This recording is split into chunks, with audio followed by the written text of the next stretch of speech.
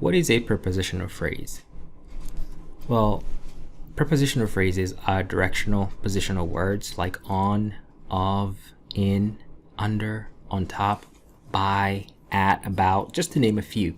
In fact, there are so many of these that I don't think it's worth your time trying to memorize them all. I'm going to say there are close to 50. And in fact, I think it would be worth your time and worthwhile for you to Google prepositional phrases and find a list of them. The objective here, once again, is not to memorize all of them, it's just to know what they are. But in the meantime, I'm also going to share with you one quick way to remember or know what a prepositional phrase is. And you may have heard this exact one or something close to it. It's this. It's anything that a rabbit can do to a log is a prepositional phrase. Now, this is not a perfect thing because not all prepositional phrases work. So a rabbit can go on a log. It can go in a log, it can go under a log, it can go on top of a log, by a log, at really doesn't fit, about doesn't fit, but you get the point. It just jogs your memory as to what a prepositional phrase is. Now, why would we be talking about prepositional phrases? I'm glad you asked. The SAT and the ACT will give you a subject, a whole bunch of prepositional phrases right after that subject, and then a verb. In other words, the subject and the verb are really far apart because of these prepositional phrases. And that makes it really hard to understand what the question is or what the focus of that sentence is.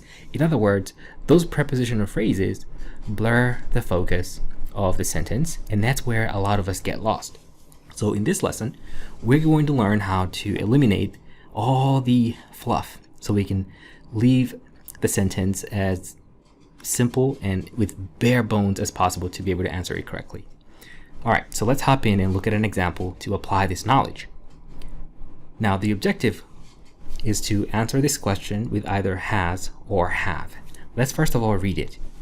Mastering the process of eliminating the obviously wrong answers on the SAT and the ACT has or have been extremely helpful. Take a moment and tell me what you think the answer is. So to answer this question correctly, it would be really helpful if we can eliminate all the fluff.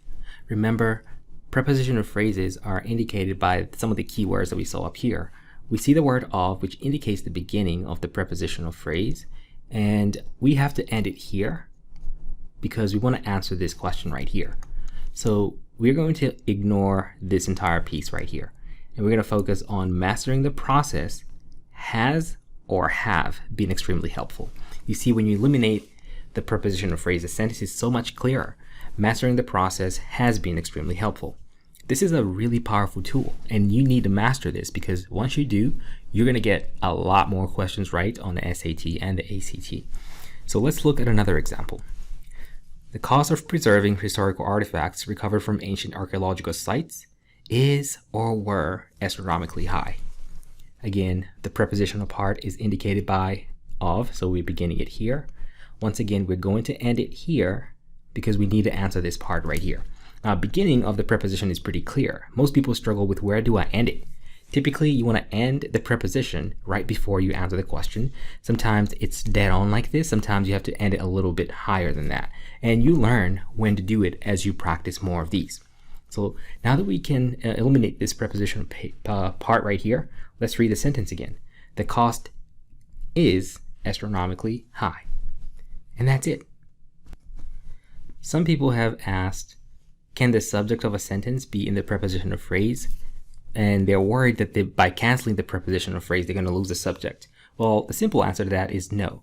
Nouns can be in the prepositional phrase, but they aren't the subjects. Those are known as the objects of the preposition. But again, I don't want you to get caught up in the fancy jargon here. Just understand the basics of it and you're going to be fine. So next, I want us to go ahead and try a few of these, and you actually are going to try them on your own before continuing each of them to see if you got the answer right. Let's go ahead and try them. Question 1.